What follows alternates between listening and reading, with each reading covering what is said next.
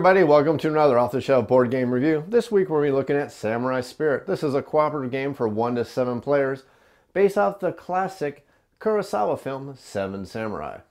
In Samurai Spirit, the players are going to be controlling samurai heroes who have pledged themselves to protecting this village, including its villagers and the farmsteads from these horrible raiders who are trying to burn this village and kidnap all the people, much in the spirit of the classic Kurosawa film.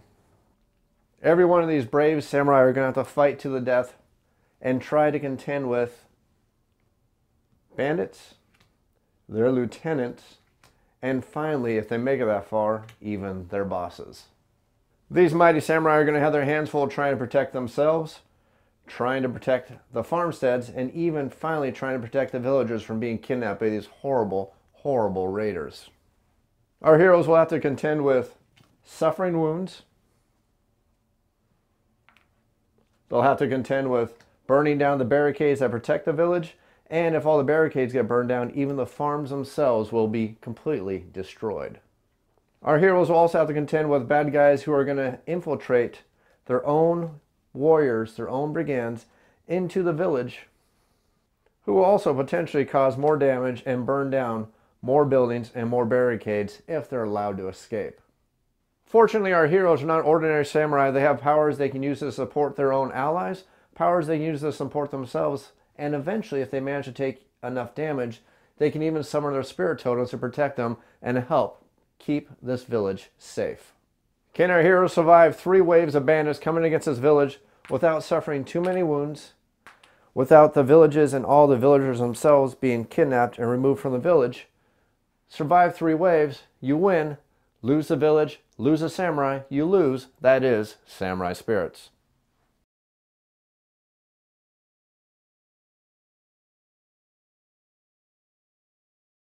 Samurai Spirits is a cooperative game for 1 to 7 players in which the heroes are trying to protect a village from these horrible raiders, their lieutenants, and even their bosses who are trying to kidnap all the villagers, burn down all the farmsteads, and defeat our heroes. If our heroes can survive 3 rounds of onslaught from these horrible villains without all the villagers being kidnapped and without all the farmsteads being burned down, they will win the game. But if our heroes manage to take enough wounds to flip into their spirit side, and then if they have to get defeated while they're on the spirit side, they're going to die and all of our samurai are going to be defeated. If they're unable to protect all the villagers, they're going to lose the game. And finally, if all the farmsteads get burned to the ground, our heroes are also going to lose. Every one of our samurai has a battle track, and they also have a defense track. Now, thematically, these are the villains they're currently fighting. These are the things they have to defend, so they're basically doing like traditional martial arts films where they're flying all over the screen, defeating multiple bad guys while protecting themselves, the village, and also the villagers. At the start of every single samurai's turn, they're going to have to deal with any of the raiders who are currently on their battle track, and they're going to have various effects from causing wounds to our samurai. And remember, if you take enough wounds to flip you to your spirit side and then take more wounds, you're going to be defeated. They can also deal with things such as burning down of the buildings, losing special abilities, or even allowing raiders to infiltrate the village and potentially burn more buildings at the end of every single round. After players have dealt with the top raider in any one of their battle lines, now it's always the top raider you can deal with, so as you're covering up these cards, they're going to be doing different things to you at the start of every one of your rounds, but after you're done with that, you need to make a decision what you're going to do with your samurai on that turn. The options you can do on your turn is you can decide to fight the raiders in the raider stack, and the raider stack has a certain amount of raiders on it based on however many samurai are currently playing the game. Your objective is to go through the entire raider stack. If you manage to go through the entire raider stack without all the villagers being kidnapped or without all the farmsteads being burned down, you've managed to survive the round. So your options for you on your turn after you've dealt with your battle line is you can decide to fight one of the raider cards, you can decide to use one of your powers to assist one of your fellow samurai, or you can go ahead and decide to pass for the turn. Now, passing for the turn could be good, could be bad. You may be forced to do it depending on what kind of cards are currently in your raider stack. You may decide to pass because you don't want to take any more wounds. And the nice thing about passing is once you pass, you're effectively out of the round. You can't help your allies, you can't hinder your allies, and you can't be defeated anymore, so passing may be a valid option for you during your turn. If you do decide to fight, and fighting is generally what you're going to be doing after you are a samurai hero trying to protect the village, you're simply going to draw the top card from the raider deck, and you're either going to decide to defend against that raider card. And the reason why you want to do that is because you're going to protect yourself, protect the village, and also protect the villagers. You may also decide to directly fight that raider and try to keep them from also infiltrating and destroying the village. Now, why can't you defend against all of them? Well, you can only defend versus each card type once. So I can only defend against one of the hat symbols. I can only defend against one of the farmstead symbols. And I can only defend against one of the villager symbols. And although you can only defend versus each one once, you will want to make sure you definitely want to defend against each one of these, because if you fail to defend against at least one of these raiders, you're going to take a wound at the end of the round. If you defend or fail to defend against at least one of the raiders trying to burn down a farmstead, at the end of that round, you're going to have one of your farmsteads burned down, possibly losing the game. And if you fail to defend against one of the raiders who's trying to kidnap a villager, they're going to kidnap a villager, potentially also causing you to lose the game. If our hero on their turn does decide to go ahead and battle one of these raiders, their battle track is going to go ahead and match exactly the current level of all the combined raiders on their battle track. So if we currently have a raider level 4, our battle track is currently going to be set at level 4. And then on future turns, when you continue to go on to continue to draw raiders, raising our battle stack to always match exactly the total value of all the raiders in our battle stack. If our battle stack ever happens to match our ki level, and that's different for every one of our heroes, this hero has a ki level of 9, this hero has a ki level of 8, 11, and also over here we have a level of 10. If you ever happen to match exactly your ki level on your turn, the bottom raider on your raider stack is going to be sent to the graveyard, not able to hurt you anymore unless another card is going to bring him back into play. And then your battle stack is going to be adjusted to match your current level, which means you can't hit your ki level all over again on future turns.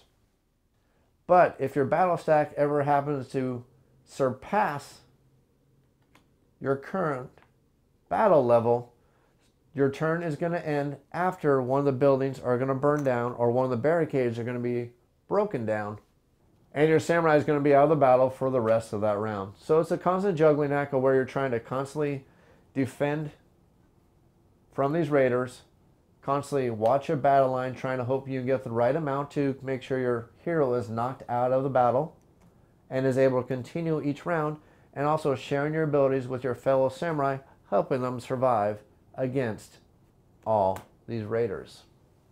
At the beginning of the game, to set the game for a samurai spirits, you're going to take the raiders numbered 1, 2, 3, and 4, and you're going to shuffle them all together in one stack that contains only your 1s, your 2s, your 3s, and your 4s. You want to make sure you keep your 5s, which are the lieutenants, and your 6s, which are the leaders, separate, and you're going to actually shuffle those together, but make sure you don't shuffle the 6s and the 5s together. Shuffle all the 6s together, shuffle all the 5s together. They're going to be added in on later rounds. Once you shuffled all your 1s, 2s, 3s, and 4s together, you're going to count out a certain amount of them based on however many samurai we currently have playing in the game. And you're going to basically add 7 raiders to the deck for every single samurai. So in a 4-player game, we're going to have exactly 28 cards in the raider stack. The village is also going to have 3 villagers, 6 farmsteads, and you're going to have amount of barricades based on the amount of samurais currently playing plus 2. So in a 4 samurai game, we're going to have 6 barricades, which you're going to place on the board, and it doesn't matter exactly where you place them, because they're going to be removed or added on depending on whatever kind of abilities are going to happen. But their exact location on the village board doesn't matter at all. Speaking of the village board has 3 sides where you're going to have cards laid on them. You're going to have the raider side, you're going to have the infiltrator side, and finally you're going to have the graveyard side. Every time you're going to draw a card to battle or to defend against, you're going to draw from the raider stack. Every time a card manages to sneak past our heroes, it's going to go in the infiltrator stack. And every time a card is defeated, whether it's from a ki ability being met perfectly, or one of the special powers owned by our samurai, they're going to go into the graveyard, which is basically your discard pile. Once you go through all of the raider cards, you're going to end the round and do the end of round where any cards that happen to be in the raider stack have the potential to burn down or further farmsteads if there happens to be a flame symbol on the lower right hand corner of that raider card. Now it's very important to say the lower right hand corner, because while some cards may have a flame on the lower left hand corner, it actually has to have a flame on the lower right hand corner at the end of the round in the infiltrator stack to have a potential to burn down some of the farmsteads. Before we go on any further, I'm going to break down exactly how the radar cards work and how they affect everything, because they're pretty much what's going to happen that's bad to you every time you play the game. Every single radar card is going to have a number in the upper left-hand corner, which is going to be a amount that is going to affect your battle board if you decide to fight that raider. Now, every time you're going to add one of these raiders to your battle board, you're going to raise your battle board level up based on the total of the amount of raiders. So if you have 2 3s on your battle board, your current battle level is currently set at 6.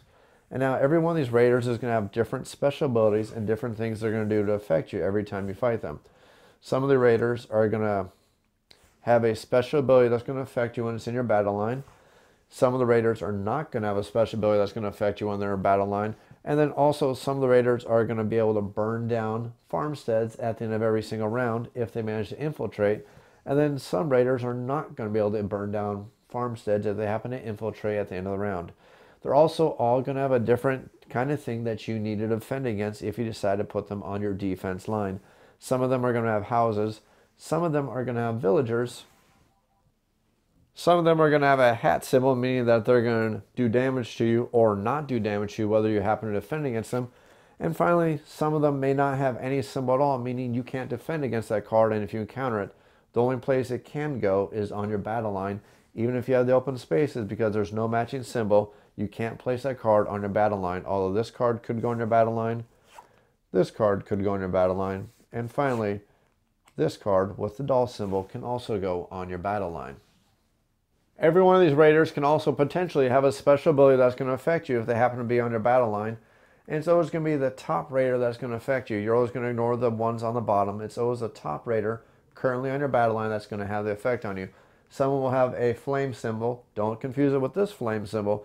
This flame symbol means that every single turn, if this is the top card on your battle line, you're going to have to either burn down one of the barricades, and if there's no barricades left on the village board, you're going to have to start removing some of the farmsteads from the board. Some of the battle line cards will have a blood drop symbol, which means that every single turn, you're going to have to take a wound if this is the current card on the top of your battle line. Some of them are also going to have a ninja symbol, which means that every single turn, one of these cards is going to go to the infiltrate spot on your village, meaning that's potentially could start burning down villages at the end of the round. Some of them will have a symbol that's going to look like a shield.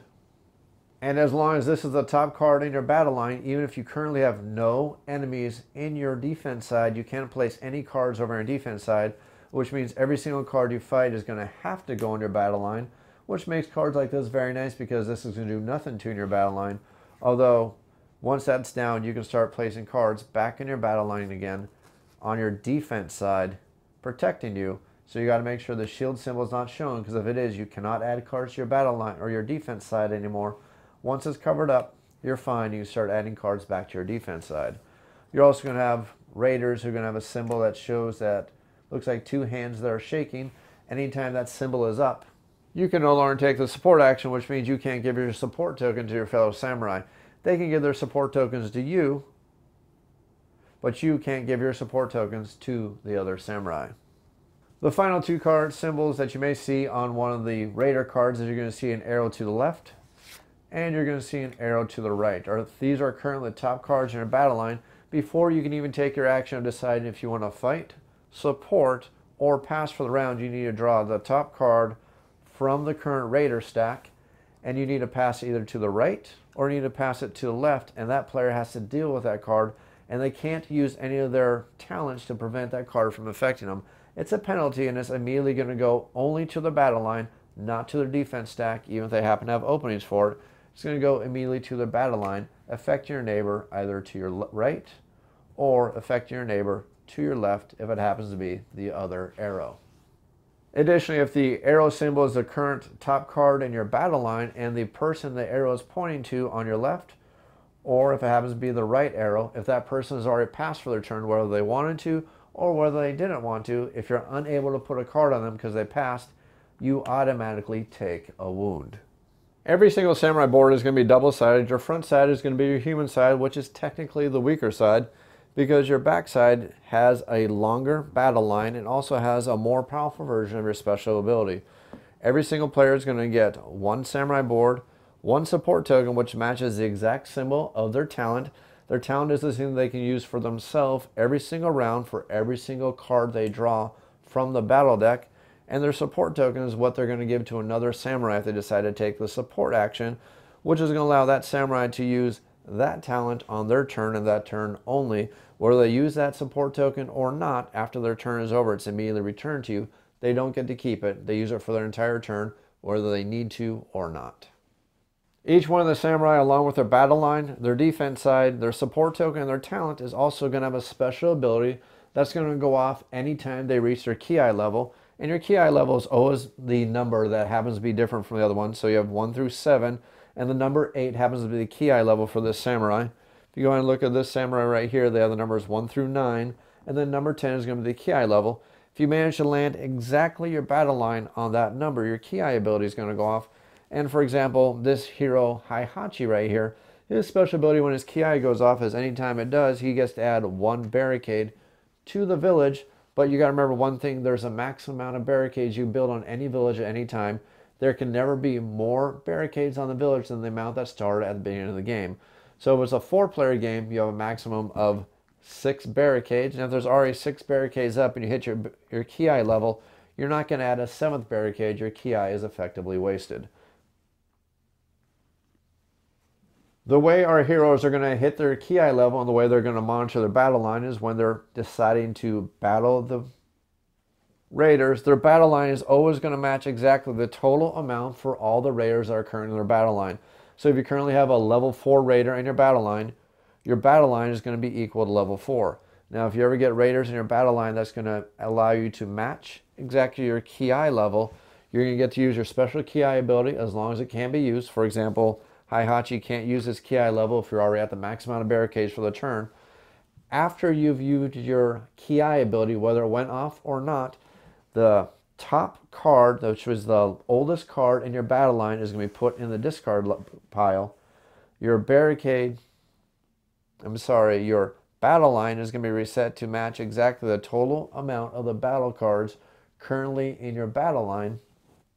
And that does mean potentially your ki can go off multiple times. If you happen to get enough cards in your battle line to bring you back up to your ki level, you continue to discard the oldest raider in your raider line, and then you're going to adjust your battle line to continue to constantly match and figure out exactly what your current battle level is. If you happen to add raiders to your battle line, though, and it happens to bring your ki or your battle line value past your ki level, this means our heroic samurai has been overcome by his enemies, and the flame symbol there is there to remind you that as soon as this happens, you're going to burn either a barricade, and if there doesn't happen to be any barricades left, you're going to go ahead and burn down one of these farmsteads and remove it from the village board. At the start of your turn, when your turn comes back around to your side again, if your battle line is still at the burning level, you're going to take whatever effect is on the bottom left of whatever card is currently in the bottom of your battle line. So in this example, we take 1 wound.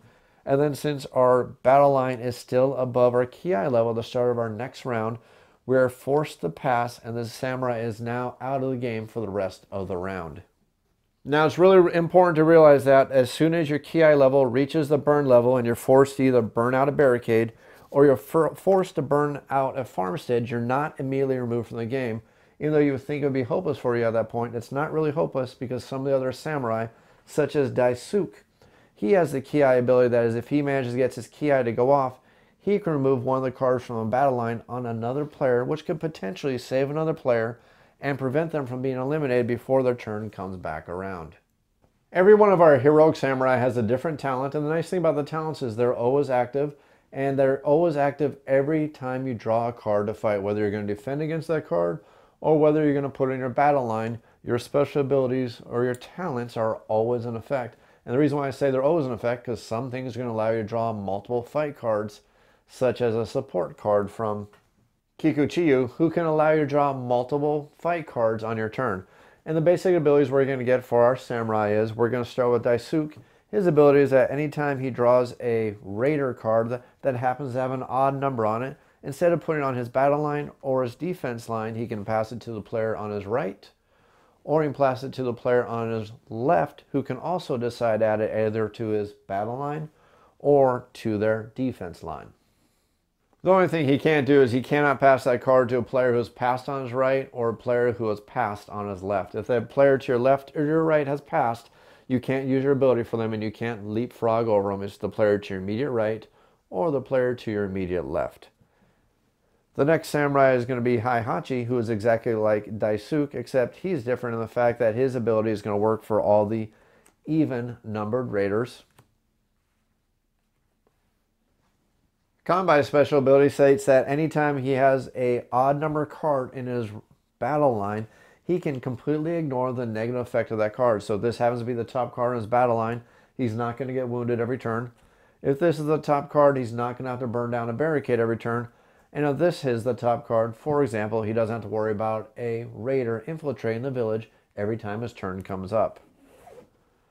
The opposite of him is going to be Gorobai, but his powers work the exact same except on even numbered cards only.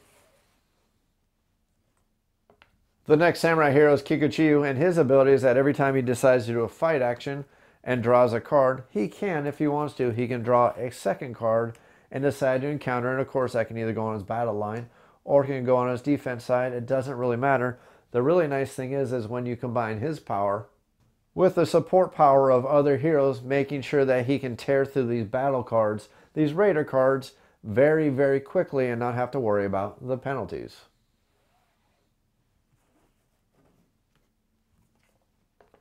Kyozo's special talent states that anytime he has a card in the battle line, and if he happens to draw another card into his battle line, instead of adding that second card to his battle line, and again, this is optional, you don't have to do it. For example, if you happen to add a card that brought you up to your Ki level, you might want to decide to add your battle line and ignore your special talent.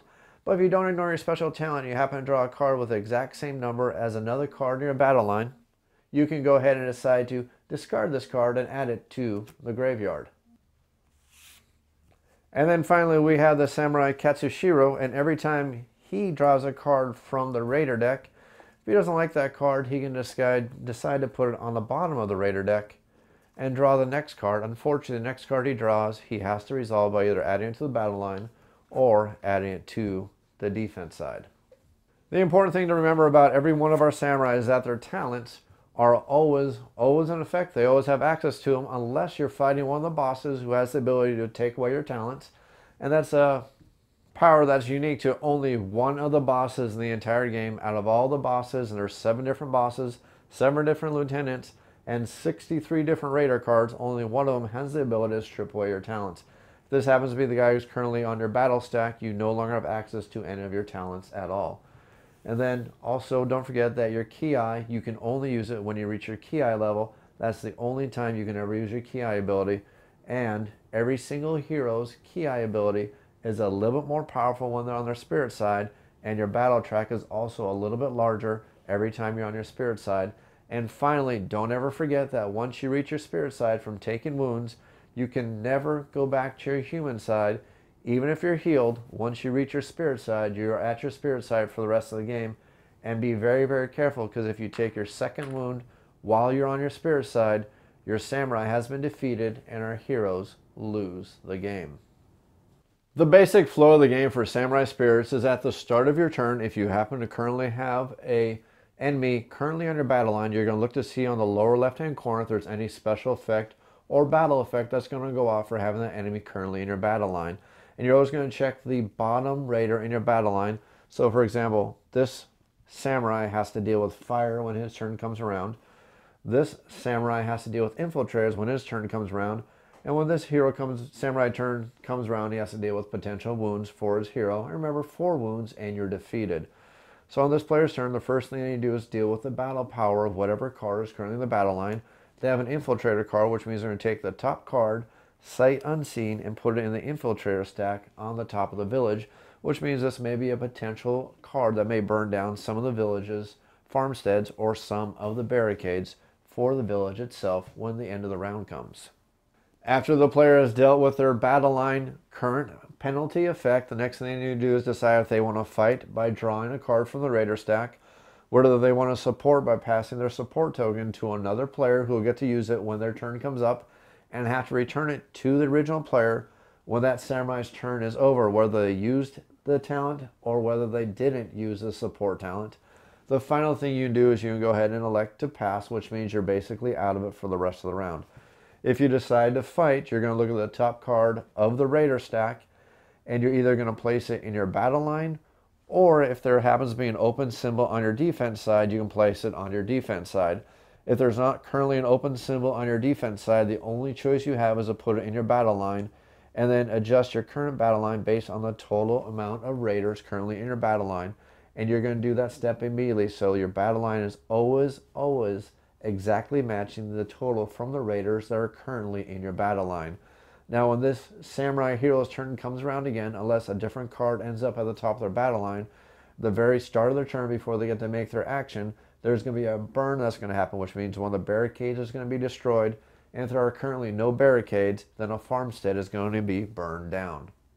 After a player has done their fight action, they need to make sure that their current battle line level is currently below their ki level. If it's currently at their ki level, then what they're going to do is they're going to discard the oldest card in their battle line, put it in the graveyard, and then they're going to adjust their current battle line to match the total amount of cards in their raider stack. If their current battle line level surpasses their ki level after taking the battle action and deciding to battle the card because they don't have a place to place that card because their defense slot is already taken up, they're going to be on the fire spot, which means one of the barricades is going to be burned, or one of the farms are going to be burned if there's no barricades left, and then that player's turn is over. And again, if any special abilities aren't used to try to reduce that player's battle line before their turn comes back around again, they're going to be forced to pass, and they're going to be removed from that round, but they get to enter the game at the start of the next round, but they're basically out of it for the rest of the round. But before they pass at the start of the next round, they'll still have to suffer these battle effects at least one more time, unless somebody else plays a card to prevent that. Play is going to continue with each samurai taking a turn by deciding to fight, support, or pass, and the round is going to keep going on until either all the samurai have decided to take the pass action, or the raider stack is completely empty, whether because they're in the graveyard or whether they all have managed to infiltrate the village. Once that's done, the turn is going to be over as long as not one samurai has been defeated. If at least one of the samurais have been defeated, the game is going to be over. If our heroic samurai manage to end the turn by either all of our heroes passing or by emptying the raider deck, the next thing all of our heroes need to do is they need to look at all their defense lines and possibly suffer a penalty depending on which cards they have not managed to get in their defense line.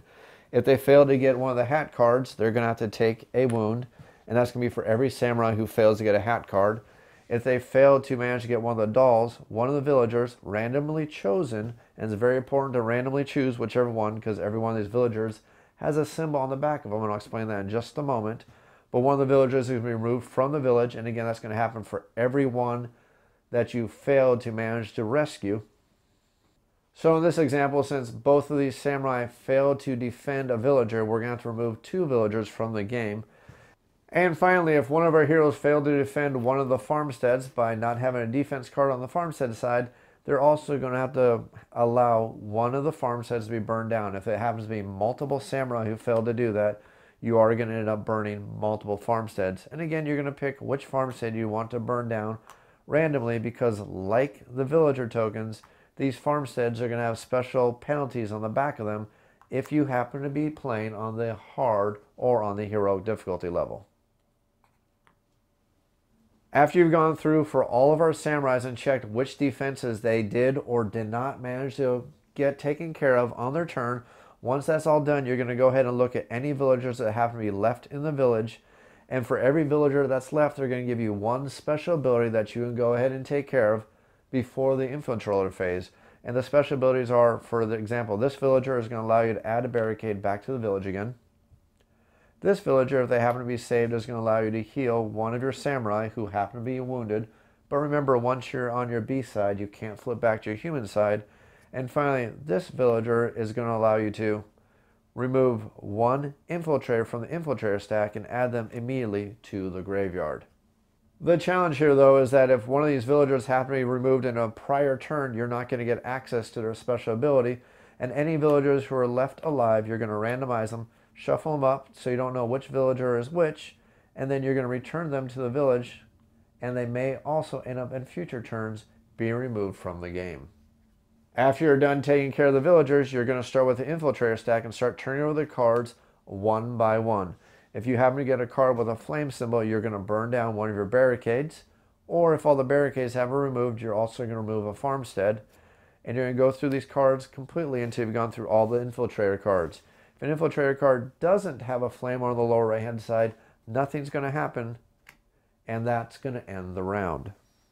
To start the second round of the game, you're going to grab the level 5 lieutenants for the second round of the game. You're going to shuffle these up, and you're going to grab an amount of lieutenants based on the amount of samurais in the game. In this case, we're going to grab 3 lieutenants. The rest of the lieutenants are going to be removed from the game. And then you're going to gather up all the raider cards from the samurai, all the raider cards that happen to be in the graveyard. All the raider cards are currently in the infiltrator stack. And you're going to shuffle all these cards up along with these lieutenants. And then you're going to have to go through the raider stack all over again, as long as you have at least one farmstead left and at least one village left. If you happen to go through the second round, whether they end up in the infiltrator stack, whether they end up in the graveyard, or if they happen to end up being taken care of in your defense or your offense, at the end of the second round, you're going to do exactly what you did at the end of the first round, except this time you're going to add one boss to the raider stack for every samurai you have in the game. You're going to shuffle those up also, and then you're going to try to go through the raider stack for a third time. If you go through the raider stack a third time, and by the time you're through the entire raider stack, there's at least one villager and one farmer left in the game, you have won and saved the village. If what I've explained to you isn't difficult enough for you, you can always increase the difficulty level of Samurai Spirits. If you want to go to the heroic difficulty level, you're going to start with one less barricade, which means you're going to have one barricade per samurai plus one. On top of that, every time one of these farmsteads is going to be destroyed, you're going to suffer a random penalty based on whatever farmstead you pick to be burned down. That could be anything from a random villager being defeated to another building burning down, or even having things such as removing a farmstead even if you still happen to have barricades up, which could cause a chain reaction, causing you to lose more things, especially if you don't happen to have the barricades up. And of course, if that's not difficult enough for you, you can play the game on the heroic level, which means that you only get an amount of barricades equal to the amount of samurais in the game. And not only that, you don't get the bonus from the villagers who happen to survive at the end of every single round. I hope you enjoyed this tutorial video for Samurai Spirits. I'm going to go ahead and clean everything up and set the game up for a 3 samurai game. Show you exactly how the gameplay plays on normal difficulty. Thanks for watching.